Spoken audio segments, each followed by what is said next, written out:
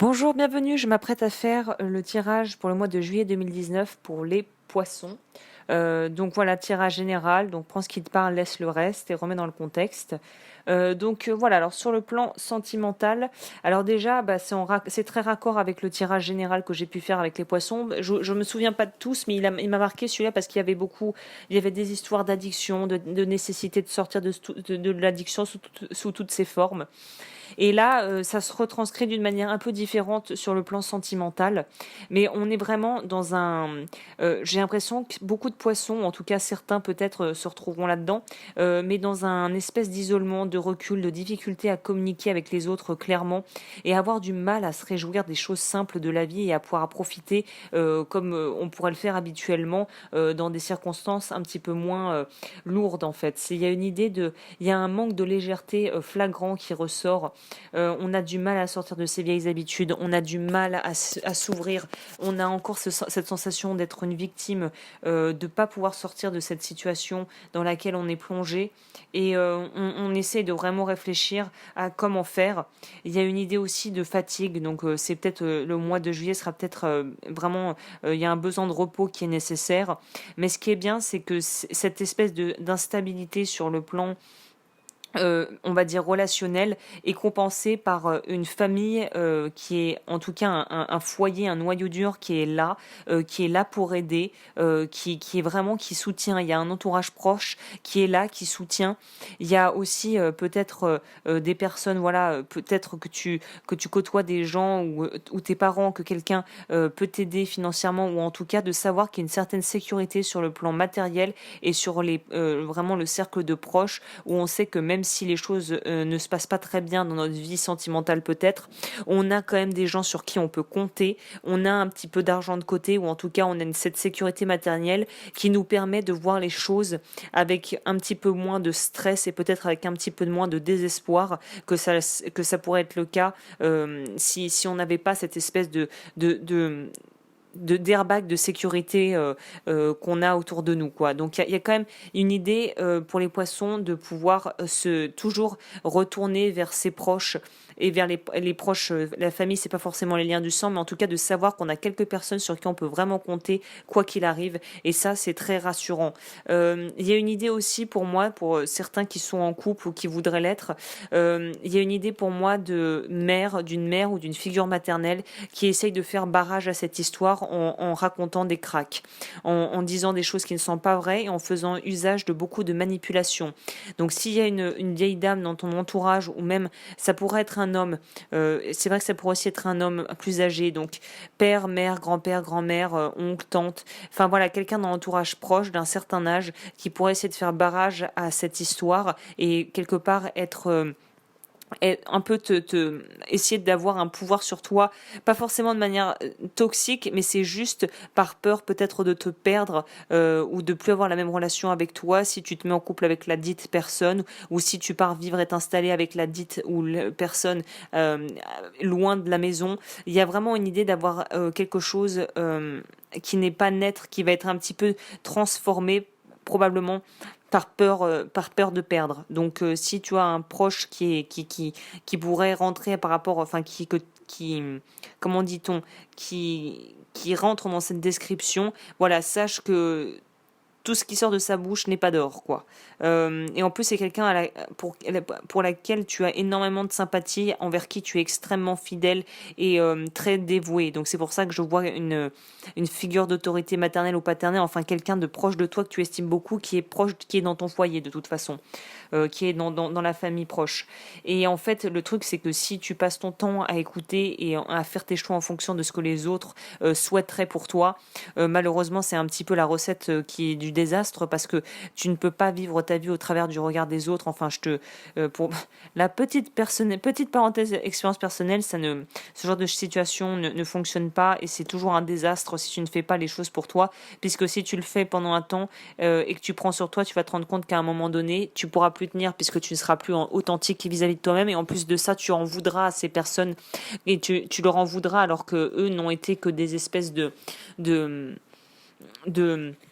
de tests en fait que la vie a mis sur ton chemin, mais c'est toi qui as fait les choix. Ils peuvent dire tout ce qu'ils veulent, c'est toi qui as choisi, donc c'est à toi que tu en voudras le plus si tu fais si tu fais pas des prises de décision en pensant à d'abord à ce que tu veux toi avant de penser à ce que les autres veulent pour toi. Donc vraiment, il y a une idée de là se responsabiliser, reprendre un petit peu son pouvoir.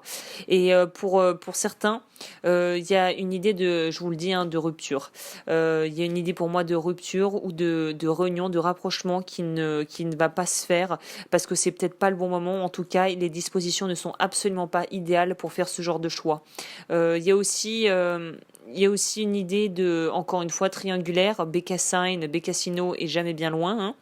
Donc vraiment, voilà, Bécassine ou Bécassino au masculin remet dans le contexte, mais c'est l'énergie tierce en fait. Moi aussi, j'ai décidé de lui donner un petit nom, ça rend la chose un peu moins lourde.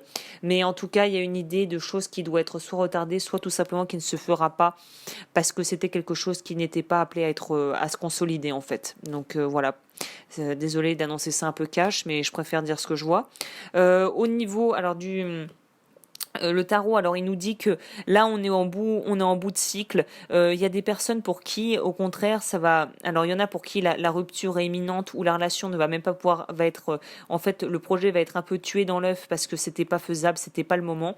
Et pour d'autres, il y a une idée de pouvoir vraiment se retrouver après une longue traversée du désert et être dans une fin de cycle et d'être bientôt prêt pour pouvoir passer à autre chose, ou si tu es déjà en couple, de pouvoir vraiment que l'évolution, que ton couple évolue et vraiment passe à un autre niveau, à un autre stade, parce que tu auras assez pris de temps pour prendre du recul par rapport à ta vie, à toi-même, et il y a une idée de trouver la lumière, il y a une idée de trouver la lumière à l'intérieur de soi, de trouver ses ressources et d'être vraiment dans une vraie bonne connaissance de toi après tout ce qui t'est arrivé et tout ce qui va peut-être t'arriver durant le mois.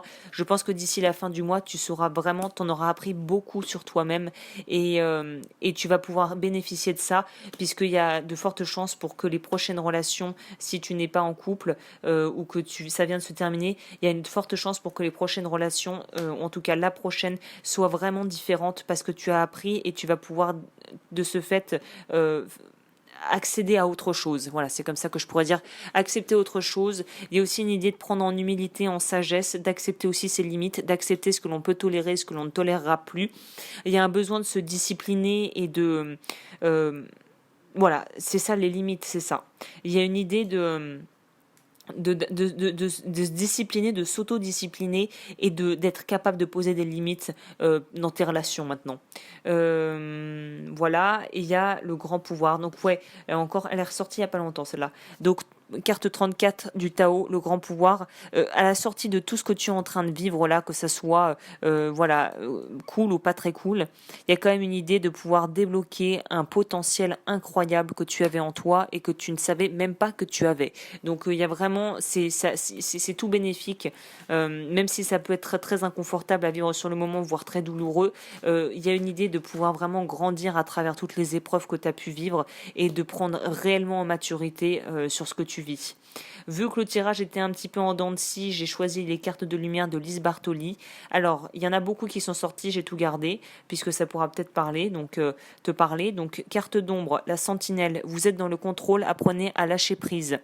Bon bah ça, je pense que c'est un truc qui est pas propre qu'aux poissons ce mois-ci, mais ou qu'aux poissons en règle générale. Mais bon voilà, à vouloir fliquer les autres ou se fliquer soi-même, au final, c'est nous qui créons notre propre enfer, notre propre prison dans notre tête, parce qu'on veut tout diriger. Et malheureusement ou heureusement, la vie ne fonctionne absolument pas sous cet aspect-là, avec cette rigidité. On te demande d'être beaucoup plus cool et beaucoup plus tu peux rester vigilant sans pour autant tomber dans une certaine forme de paranoïa, quoi.